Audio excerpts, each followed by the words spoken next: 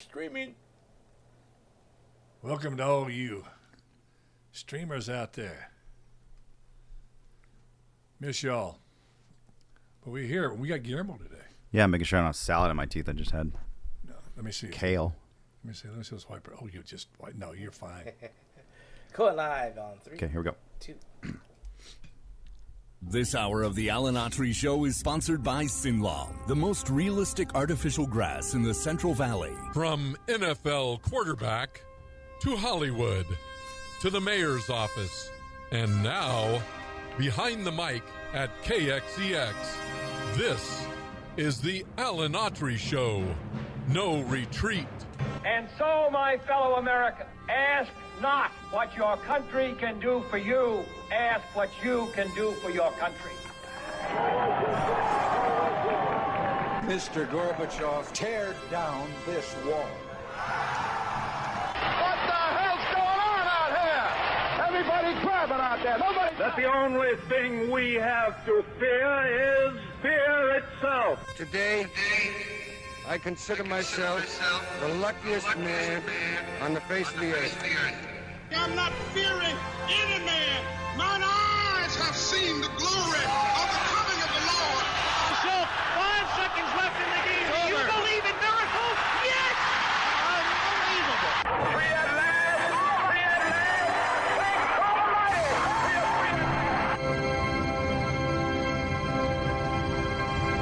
You're listening to the Alan Autry Show on the best talk in town. Talk Radio 1550 KRTX. And welcome to Alan Autry No Retreat. It is Magnificent Monday, and I'm your host along with Guillermo Moreno here for Magnificent Monday. Welcome. Woo! I like that. Like Ric Flair. Woo! Oh, no, you got to lay into it. I know. You don't do it. Woo! Woo! Yeah, woo! You Sorry, Phil, for the overmodulation there. Sorry, yeah, we just blew the ears out. Sorry about that. We're going to give you a Ric Flair alert. And everybody on radio just got woken up. All right. Today, I'm looking up at the monitor. You got to keep telling folks on social media that are watching this live. One of the few shows that goes live. That's a dangerous thing to do nowadays, is it not? I mean, you say you can't edit it. Why are we cannot. doing this live? We put our careers Yeah, in jeopardy we do. every single time we do this. Yeah. Do we have like a secret career death wish? I mean, what's going on with us? Why are we doing this? Yeah, it's very true. Dangerous. I tell Dangerous you, game, but someone's got to do it. Somebody's got to. I just like live. You know, like Bongino says, you know, stay live. Well, Don't Alan, Hey, these people, let me tell you. I work with these people. don't get dead. That's the number one damn Bongino. Don't get dead. You asked me I got this voice because I went to the Bee Gees School of Voice. Oh, Saturday man. night. Okay. Yeah, I'm killing time because I'm looking up at the monitor. Let's before I went off on that little tangent. I tell you, I've caught Guillermo's ADD. I should be a focused dude. Known for my focus. Legendary focus, I was noted for. Really? Oh, gosh, yes. I could just laser beam. Oh, LB, they call me. Laser beam Autry. Then I get around you, man. I can't keep a thought for more than 2 seconds. I'm on to the next subject. But I can't help it. I was telling people on that are watching on social media, you'll see my eyes go up to the left probably, the way you're looking at the screen, maybe to the right. I don't know. But I'm looking at the screen there, and it says that Trump will speak to a Pennsylvania rally focusing on the economy. No, he won't. He'll focus on the economy for, 15, 20 minutes, and then say something that all the networks, all the legacy media will carry that has nothing to do with the economy, about eating a dog or eating come on. No, it's serious. Hey, I think he's better for the country. I'm going to be voting for Trump. I'm not, but I promise people that am I starting to sound like Bongino? I'm tired. I promise people that I would not cover for anybody.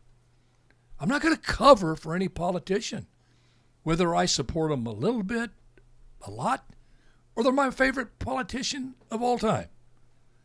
You know, I just can't, Guillermo. And Frank Luntz said something, and Frank, the jolly fellow that he is, Republican pollster at one time, now at CNN. But he made a statement yesterday, and I kind of shrugged, went, Frank, you're probably right about this. He said he had never seen a candidate, meaning Trump, in all of his years of covering politics, that was so determined to lose an election by not staying focused on his policies and pointing out Kamala Harris's deficiencies in policies. What say you? Is he right on in that? I see how Frank can say that. It strikes me that this is a very odd campaign. You think? It is. Well, yeah, it's very odd. And I think I'm going to go back to what I originally told you. I think, about a week ago? I think Donald Trump was really affected by multiple things. And you were talking about it before the show. You were talking about his mental state. I think Donald Trump and the Republicans have been hit hard twice recently. And the first one was actually Donald Trump almost getting assassinated, literally getting hit with a bullet in his ear. But I think the first thing that really affected them was the switcheroo, was the Joe Biden, Kamala Harris switcheroo. I mean, think about it like this, Alan. You've played in the NFL, you played college. Imagine getting ready for the team, 2-3 weeks ahead of time. And when I talked with a colonel who used to be on Ohio State's coaching staff, he said there was one game, man, they didn't care who else was in front that week. They were always getting ready for Michigan. You know what I mean? And imagine all of a sudden the opponent that you prepared for. And you got to think about this. Even through the RNC convention, Joe Biden was the opponent. I mean, you're traveling. You're on your way to this away game. And you're in the stadium getting ready in the locker room. And at the last second, an official comes in and says, "Hey, by the way, you're not playing this opponent. You're going to be playing somebody else." As a football team, what do? The same plays don't work. The tape that you've watched doesn't work. I mean, you know that you were going to go in there with a great game plan and just shut it down. You knew you were going to win. But it's a different opponent. And I know you're coming from the football bravado, like, man, it doesn't matter. Pat Hill, anybody, anytime. Shut up and hit somebody. I get that. But I think Donald Trump, I mean, he had a victory right here. He was grabbing it. I mean, he was probably getting ready for his presidential transition team. So I think that really messed him up. And I don't think he's been able to focus on Kamala Harris. Because obviously, you know what the obvious thing to do would be? Treat her as the same candidate. It's the same candidate, and he's been unable to do that. So, yeah. What did I say when it happened? I do not understand what you just said. Let me first of all tell you, I agree with it. What you said happened to them, to his team, Trump and his team. For the life of me, as I sit here, I cannot understand one reason why they were thrown. For the reason you just said. Oh, I can. You have a vice president with the same policies as the president. She says, I was the last one in the room. I not only okayed every Biden policy, including the border situation and the situation in Ukraine, and every situation with the passage of this massive spending bill that just skyrocketed inflation. She has all of those policies. You can't run away with them from them because you were the vice president, and you said you were part of that. Your president said you were part of that, made you the border czar, or whatever you want to say about it. What would change if you stayed on policy, if you stayed on contrasting your 4 years, President Trump's 4 years of success with the border, with no foreign wars, not only no foreign wars, but a legacy in peacemaking called the Abraham Accords. That's right up there with Jimmy Carter's Egypt and Israel peace treaty. I mean, you had things that doesn't change. And the fact that Kamala Harris happens to be, the only thing is you don't have the age jokes to play anymore. You don't have the age card. You have this. Nothing else changes. And it's funny, you mentioned a coach came to me one time, and I had like 3 interceptions in the first half. And he came to me at halftime, and he had something that stuck home with me. He goes, "You're thinking too much. You're overthinking this. Just go out and play football." And they call it, there's another thing called paralysis of analysis. And I think the Trump campaign and all the talking heads That's well said, had man. this paralysis of analysis with her. They were thrown and had no reason to be thrown. I could have given them 3 statements that would open the gates and people about her being a woman. First of all, it's great that the woman's running. You come out and you say that as Trump. But he can't make himself say that. It's great. They say that's the first woman to go. That's great. So made that statement. I truly didn't know if she's black or not. But, hey, I take that back if I hurt anybody's feelings. It's great. But she wants to be treated like an equal. And she should be treated like an equal. And so these debates coming up are going to be hard debates, maybe sometimes heated. But when they get heated, it has nothing to do with me thinking that she's less of a person as a woman.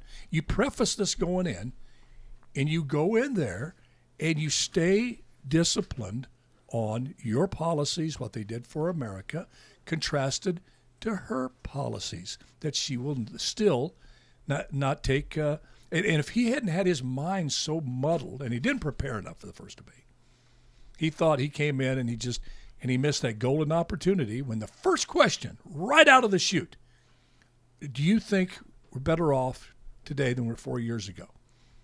Now, they weren't going to hang out, those ABC moderators. They were going to do a follow-up. It was Trump. If she didn't answer, it was going to be up to Trump to make it. Well, she ran from it like a scalded dog. Yeah. She said she went about a middle-class upbringing, never answered. When it came to her, I think myself and everybody who was paying attention said, he's going to say, well, look, she didn't answer your question. I would like to ask her, I'll give her some of my time to answer that question. He acted like he never even heard it. And that it's just accumulation of these things. And so there is good news, though, if you're wanting Trump to be in office. Apparently there's some poll numbers today by the New York Times Siena poll that has Trump, Guillermo, if not surging. You know, with such a close election, an 1/8 of a point bump is surging.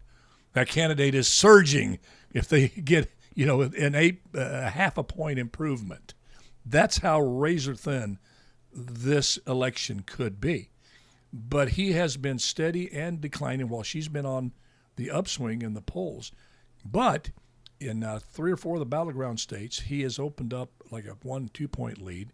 And I think we just saw on the screen the new New York Times Siena poll has him ahead 49-45. The national poll, that's 4 points. That's almost out of the margin of error. As a general, or I may have misseen that. I'll look it up. But was it New York Times Siena?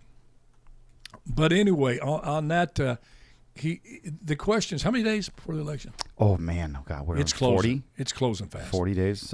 Yeah. Does he have enough time to say, okay, I've blown this, I want to turn it? And let me clear this up, and I want Guillermo to comment on that because I'm going to be taking notes. He's smart, if you don't know. Guillermo's really smart.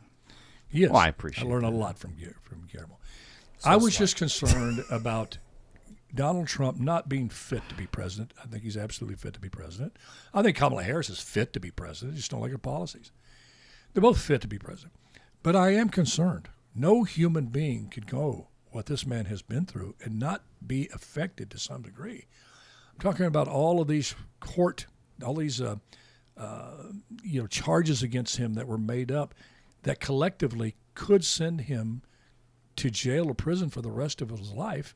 And the folks that are leading a charge on all of those counts, from Fonnie Willis in Georgia to Jack Smith to Alvin Bragg, they not only dislike Trump, it's obvious they hate Trump. And we've already seen a stack in a court, stack in a jury, and him getting convicted once. So you got that. The guy's been in court, all of that pressure on you. The worrying about, and then you have the 2 assassinations attempt. One time a bullet hits your ear. And then you have the second one, so you're not only thinking about yourself, but your family becomes targets as well. Dadgum, that's got to affect somebody. I mean, anybody it's got to affect. It's got to be you. It's got, and I'm hope that he's getting some kind, as I would hope for any president. If there's any position in America that if you hold that position, you need some therapy, you need some help, you need to have a counselor at your church, or you're going to a particular therapy, you need it. I hope he has somebody in his life that he can sit down with and help him navigate this stuff. And again, I'm not saying that he's absolutely fit, but for office. But I think some of these things that have gone have been I think is attributed to him just having a little process in this thing where your mouth gets ahead of your brain. And he's 78 and he keeps a schedule of somebody that's 40. Yeah, is he a different Trump? I think he is. I think Trump has evolved. I don't think it's a bad thing. The way I see Trump is I see a man that's just kind of waiting. A man that's just sitting on his porch, just waiting. He knows he's got to go out and do something. So I think he's just waiting. I think when he gets back into office, I think he's going to be a very different Trump than for the first term. I want to remind everybody, I genuinely believe, and I think there's sufficient amount of evidence, as Dan Bongino says, I'll show you the receipts. I think, Trump went into his first term. I think he wanted to be liked by everybody. He genuinely went in there and said, look, I'm going to treat this like a business deal. And you are all my shareholders. America are my share. I want to deliver for you. And then you got, the 24-hour news cycle got on him. And then you had the Democrats and Nancy Pelosi trying to block him at every step. And then you had the Russia hoax. And then you had the impeachments. So I think they beat up the man. I mean, they really beat him up the first time around. And then the conservatives on the other side were like a prize fighter, right? Like, you get back in there and you fight him. And I think we created the Trump that, you saw towards the end of his administration. Then you get January 6th in there. It would be hard for me to sit here and tell you the Trump that first arrived on the political scene in 2015 is the same Trump. He is a different Trump. Does he have the mental stability to be president of the United States? Absolutely. Absolutely. Yeah, I concur. Without a doubt. Do I think his second term is going to be a revenge term? I wouldn't say it's going to be a revenge term in as much as I would say he is not going to care. And I think he's going to say, you know what? I gave you a shot. You guys treated me really bad. You guys fabricated things. You guys made up criminal charges. I'm going to do the same to you, and mine will be justified. I'm okay with a Trump that goes in there like that. I think the man is exhausted. I think he's tired. I agree. And I think something came out. I got pinged yesterday on my phone saying that if Donald Trump doesn't win, he's not going to run in 2028. Well, of course not. I mean, I should be 85. The guy is exhausted. The man is not. He's not JD Vance. He's no spring chicken.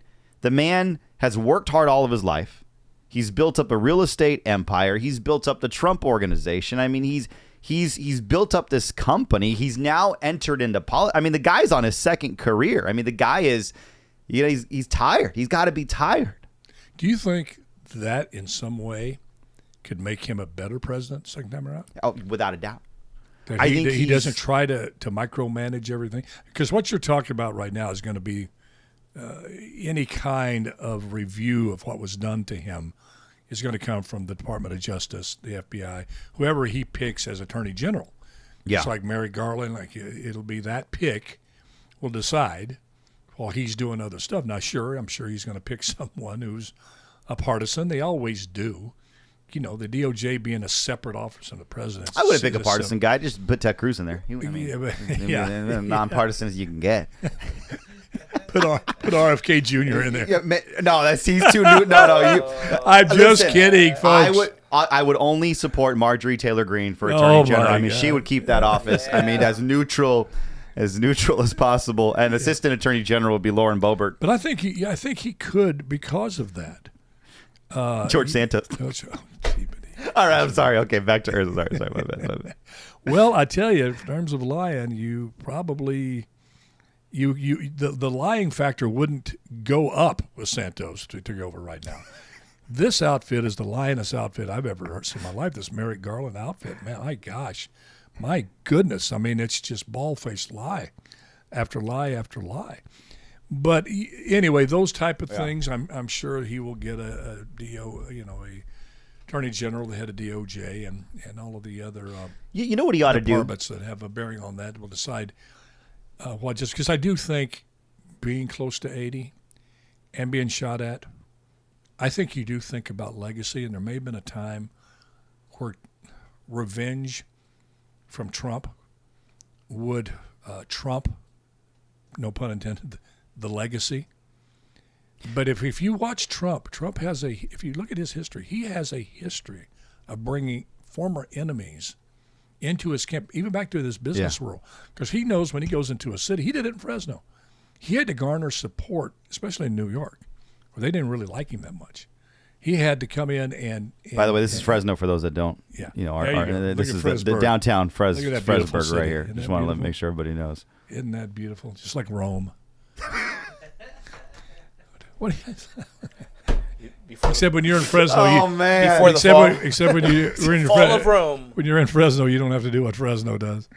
Yeah, you can do whatever. Let me get back to but he had to bring in people to get developments done that didn't like him, that hated him. Yeah. He was very smart about that. I think, in terms of legacy, the ends justify the means. He's willing to work with people he detests to a certain degree. Yeah. You don't want to let a fox in the hen house. You don't want to let somebody who hates you in there and is going to work unless overtime. The hen house is CNN and the fox is Fox News. You don't want to do that. But I'm sorry. I'm just kidding. Alan's trying to make a. You're still thrown from the Fresno comparison. But you know what Trump I think has the ability to do on the second term? Our bench is stacked. I mean, J.D. Vance. I don't agree with a lot of what he says, and I would never have picked him as the vice presidential candidate. But, the man is smart. I'm looking forward to the debate with Tim Walz. I think he really has a chance to, for the first time, be able to... Who's going to do that debate? Fox. Oh, he's going to do that? Yeah. Walz agreed to that? Fox. Yeah, he had to. Oh, Walz and Matilda is going to do it. Yeah. All right. But, he's got J.D. Vance. Vivek is going to enter the administration. Yeah. That, possibly... Nikki, no, we don't want her. I don't think we don't want her. She's looking at 2028. You got Elon Musk doing some kind of, I don't care what the man does. He wouldn't take it. No, I think he will. He's more powerful from the outside. Anyway, go ahead. You got, doing some kind of, that's me. Some kind of, I don't care what the man does. Well, that's a smart man. I would, you're going to have individuals in that cabinet. You got Mike Pompeo. Might return. You have the DHS secretary, Ben Carson. Mm-hmm. You have, I think, a team, and it's not just Trump that they've gone after. I think you have a solid amount of conservatives that are going to come in. But Alan, is it revenge when you go after individuals that have truthfully broken the law? If you do not make it your effort every day, because you're not qualified as president to understand the intricacies of breaking the law. If somebody comes after you, you need an attorney general with a huge staff that understands all that, so you can keep distance from it. Yeah, you can keep. Because the world, if Trump gets elected, I think the people are more informed now. Even though the information level of the truth is not where we want it to be, a lot of people still believe a lot of crap. They don't diversify their thinking. They just dial into one network and they absorb all that information, and they make their their decisions based just on that one source. But more and more people are looking for other sources of information in what used to be a process that was really valued in this country called critical thinking.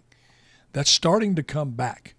And there's more people now know what situation this country's in and what situation the world is in. I don't know, Alan. There's more. I know. It's not where it needs to be, because the left's worst nightmare is an informed electorate. If the dumber you keep the people, the better off you're going to get your agenda. The more chance you can get your agenda passed through. Or you just some person who doesn't like individual rights, you just want them all taken from you. You feel comfortable being told everything to do by the government. There's some people like that. They want to be told everything. Look at COVID. Everything to do. They feel very yeah. They feel very comfortable in that, and just give me my little penance, my little bit to get by. But I wanted to bring one thing there because we got run out of time here and answer, because I know you're really chomping a bit to say something on this. Let you do that, and then I want you to go right into this question. I look at these polls, like the Trump camp seems to be so confident. Why they're reluctant to have a second debate? I think they should be all over to have a second debate. Second debate. And make her say, are you better off today than you were 4 years ago? Make her answer that question. Where does she go with that outside of insulin prices, which was great, kept stable, and there's no place for her to go. But here's what I think they're banking on. Here's the battleground states, Guillermo. You were right, by the way, the New York Times, Siena. And those it's in the battlegrounds where Trump is gaining. Ahead, my bad. North Carolina, Arizona, and Georgia. Well, here it is. North Carolina has it 48-48, but the Times has it Trump by 1. I don't know how they figure that. Nevada, 48-48. Arizona, Trump up by 2. Wisconsin, Harris up by 2. Georgia, Trump up by 2. Pennsylvania, Harris up by 2. And Michigan, Harris up by 2. Now, you add those up, Harris wins, okay, if it stays the same. Here's what they're banking on. In 2016, Trump's turnout, Trump's total votes in those states and around the country far exceeded what the polls said he would do. There was a bigger turnout, okay, much bigger than the polls indicated. The hidden Trump vote, the people that wouldn't do a poll, they just don't participate in them. They just go out and vote. Okay, huge number, won in the presidency. Okay. In 2020, people forget this. Even though he lost, he had even a bigger turnout of vote than he did in 2016, which they were predicting a blowout by Biden. It was not a blowout. He won a lot of electoral votes, but they're very close. Very, very close. I mean, a few thousand votes in some of these states. So they're predicting, because it's so close to these polls, that if it holds true, that Trump will exceed the turnout, will exceed the expectations of the polls, that these non-poll taking, or non-poll participating Trump voters were going to turn out en masse because they are motivated by all of the stuff he's been through. They're anticipating a really big turnout. And also, the last 4 years, they've initiated, which you'd know a lot about this, a better ground game, and also voting earlier. Okay? So that's what they're hanging their hat on. Is that smart? Because that's exactly what they're doing. Why do you want to debate them? We're going to win these battleground states because our internal polls are saying we're going to win mostly all of these states except, say, Minnesota and Michigan. I could have told them that. I do believe with all my heart that is why they're reluctant to have a second debate. With a record so weak, so hurtful to the American economy, so dangerous to the entire world, with the Ukraine war and the war in the Middle East, inflation's still hanging around, the crime still going up, and you have the border situation. Why would you not want and just be like a starving dog in a meat house to have as many debates as possible to expose that person if you didn't think you already had it locked up? No debate. Tell me why. No debate. I gave you my reasons why they should. No, I think you have. Do you buy, though, that without a doubt. Well, I buy your argument on the polls that. No, but these people saying that if it's tied, Trump's going to get a bigger turnout all day long. So even if Harris has a 2-point lead in one battle, they feel like in North Carolina, they think she has a 2-point lead. They said that's ridiculous. Yeah, Trump's machine's going to turn out. No. Right now, the reason why the Harris campaign is itching for a second debate are two reasons. Number one, CNN's going to be moderating the debate. That's number one. So, of course, she's going to accept a debate. There's going to be CNN doing it, CNN as the moderators. And trust me, they're going to be more like ABC and not like CNN from the first debate. So that's the first reason. The second reason why she wants a debate is because she really needs it. The campaign right now would not be clamoring for a second debate if they didn't need it. So take the polls as they are. They know that if they are polling even probably 3 to 4 percentage points, they might still have a problem on election day.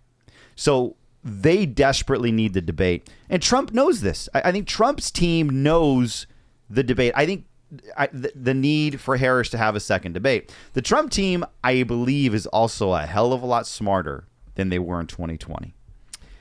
I think that they know down to the precincts where they have to pull out voters. If the Trump team knew they needed a second debate, they would have gone in full steam ahead with the second debate, even under CNN's rubric of them moderating the debate. Now, here's the other thing you got to realize. Trump said there's just no time left. Doesn't he have a point then? If they do that October 23rd, come on. There's who's going to change their mind now? Yeah, I agree. You're hoping for those. You need one next week or so. Independent. Yeah, so there is no time. By the way, Trump's already done what is kind of presidential commonplace. He has debated twice, albeit one of the times was Joe Biden. The second time is Kamala Harris. I mean, he has debated. And are we discounting the debate that the VPs are going to do on the first? What are we just chop liver? I think the Harris Walz campaign knows that Walz is going to put his foot in his mouth so bad, and JD Vance is going to hit a home run that if the polls are even now, Trump will be polling ahead. I think they're looking ahead, and they know that they are going to desperately need a debate come October 23rd. That's why. So I think strategery for the I sound like George W. Bush there. That's that strategery. Strategery going on there. Yeah. I think it's wise. And by the way, I think the man's just tired. We've talked about this. He's tired. What more? It benefits Trump zero. He's unable to make her answer questions. CNN will be unable to ask her the hard questions. So I mean, what is he signing up for? So no. Here's the question. I wrote this down because I really want to talk to you about it. And the famous question: are you better off now than you were 4 years ago? And the problem that I see with America is this. I don't think. How should I say this without sounding stuck up? Am I doing better off than I was 4 years ago? Yeah, I am. No thanks to Biden and Harris, I work really hard. I work hard. If inflation is beating me up, I'm working harder. I'm making more money. Yeah, inflation is beating me up, so I had to go fight. So someone will say, well, Guillermo, you're not doing better because you had to go fight. I love to work. People like me that love to work, that get up to work, that's how I'm made.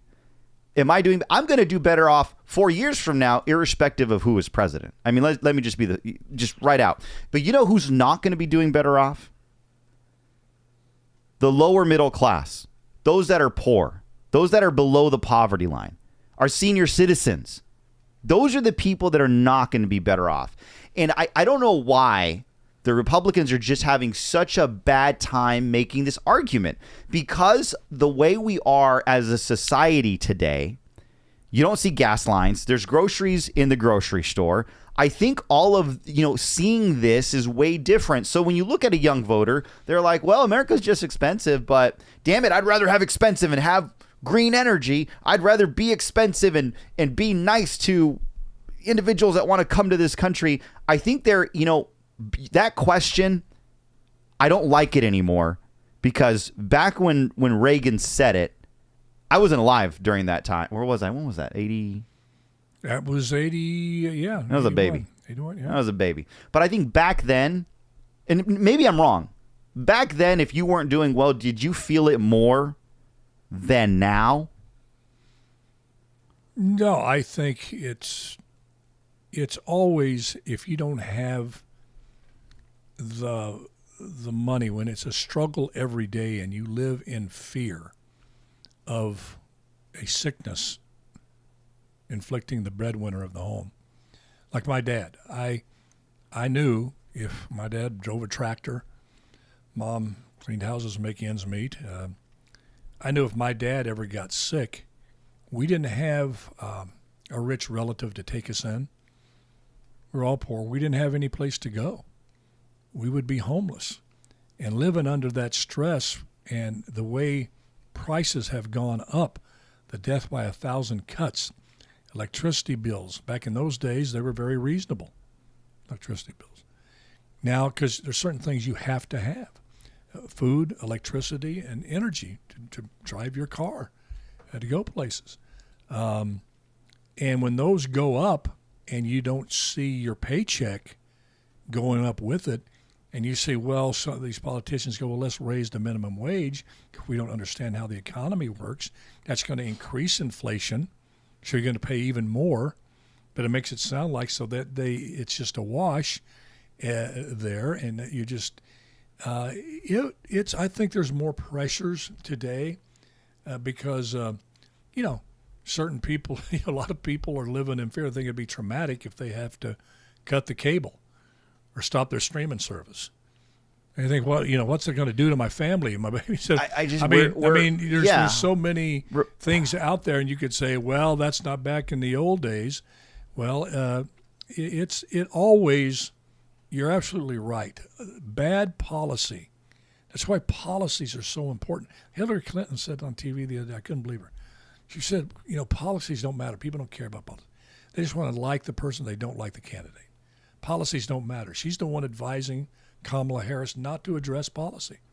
She said, not going to matter. She can't. Just be likable. I think Hillary's making an excuse saying people don't like policy. No, that's the dumbest thing. No, she actually said that. People like policy. Policy is what either hurts you or helps you. Yeah, but the average... a bad tweet doesn't hurt you unless you let it. So true. That's you're sensitive. So true. But when you raise inflation rates, you pump trillions of phony money into the economy because your policy and your ideology is government is the answer to everything, and you buy into this total Keynesian economic theory that you can print your way out of it. By the way, he did not say that you could get the economy out doing it that way.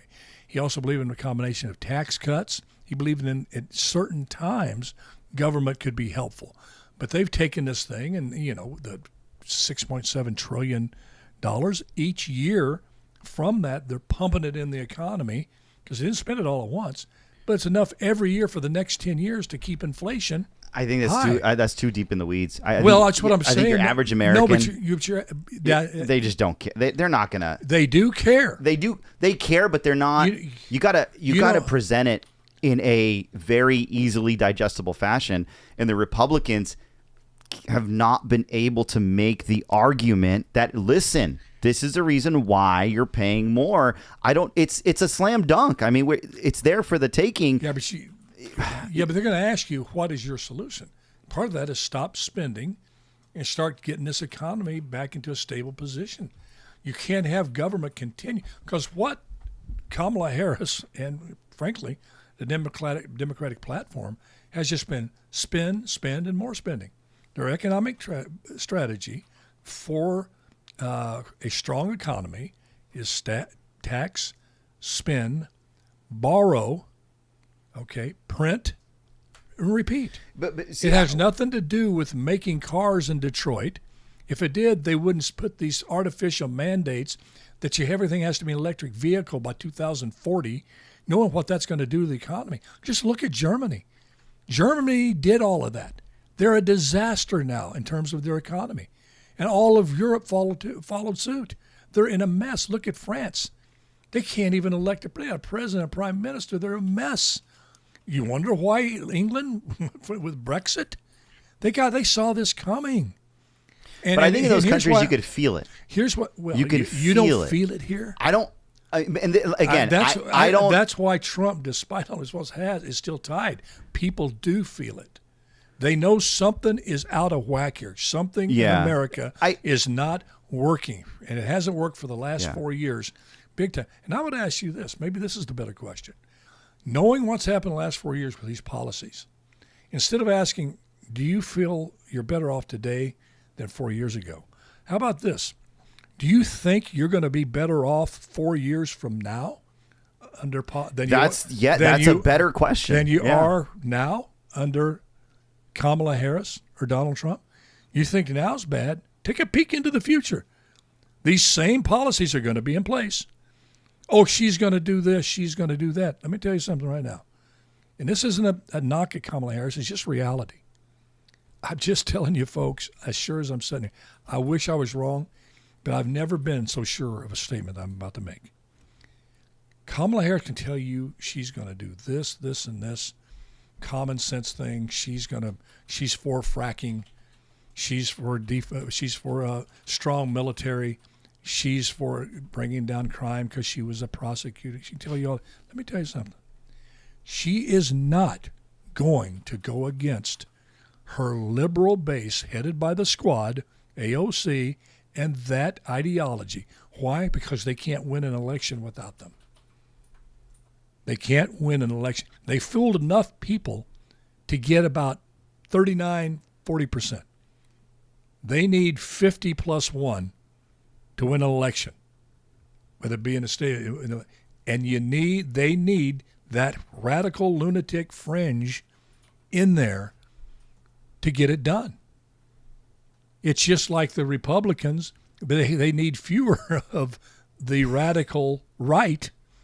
There's not as many out there, but the party's gotten so far to the left.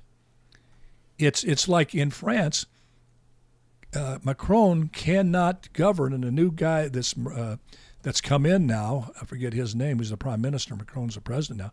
He shut down the government. He just gave it up. He just resigned power. And they have so many parties. They got about 8, 9, 10 parties there. All of them represent a chunk. And they have a party in there that's part of this New Wave Party. I think it's New Popular Front, I think it's called. But it's a coalition of far left groups, the Greens, somebody else, and the Communists. They don't hide from it here. You call somebody a communist now, they get offended. They have the Communist Party that is an integral part of the government in France.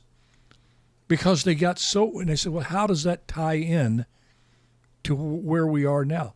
It's because a two-party system needs to be preserved, and if we don't return to common sense and our electorate does not become more knowledgeable about what affects an economy, how inflation, just the basics of what makes inflation happen, you're going to splinter up into little groups, and we're going to be France. Same thing they're dealing with in Israel.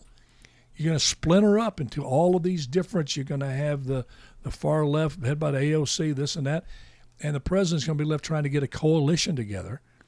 Well, they don't have that problem in China. They don't have the problem in Russia. And I'm not saying be a dictator, so don't jump into that. Jeez. Only on day one. Yeah, but Alan, we're not in a recession, thank God. If we were in a recession, I think people would see it, feel it a lot more. You are 100% spot on. The question shouldn't be, are you better off 4 years ago? Well, it should be both, because you're right. I think I am tone deaf because I live in my own little world. You know what I mean? I work, 14 plus hours a day. So for me, it's, I was brought up, hey, you need more money. Go get more. Go work harder. And you're equipped with a college education to do that. And a work ethic to do that. Taught by your mom, your family. You have very true. A lot spoken into you. But like you said, a lot of them, I'm sitting here with a college education. My age, it saved me from poverty. Yeah. But a lot of people, they're not. Yeah. So the question that I think everybody, that would be on everyone's mind is, how do you think you'll be next year at this time? That is the question, because people, unfortunately, especially on the Democrats, they have short-term memory loss. 3 years of Joe Biden and Kamala Harris, we were like, oh my gosh, this is horrible. Even the Democrats were like, we got to get rid of this guy. The feeling that the Democrats and all of us had at the beginning of this year of like, oh my gosh, how longer is Joe Biden going to be president? You realize that in 1 year, you're going to have the same feeling about Kamala Harris. The difference is we're going to be stuck for 3 more years of that. So however the Trump campaign can say that is like, look, you guys were so tired of Biden. you guys are going to be equally as tired of her in 1 year, except you don't get a 1 year out. You're stuck with her for 3 years. Good point. Excellent point. I don't know. Good point. I don't know what else to say. Good point to end on. Well, we got, 46 days? I tell you, folks, it is one of the most consequential elections. I know they say that every election cycle, but it really is. And I just asked you to go out, get informed. Take politics out of it. I know it sounds strange, but really do your homework on the policies each one of these candidates are proposing, and then make a decision what you think is best for your family and for your country, and in that case, the world, because we are still a major player in the world. What we do here is going to affect the entire planet. Thank you for tuning in. Guillermo, thank you. Phil, thank anytime. you. And viewers, thank you. And listeners, just do your best and let God do the rest. And good Lord willing, we'll be in here and talking to you and visiting with you again soon. Bye-bye now.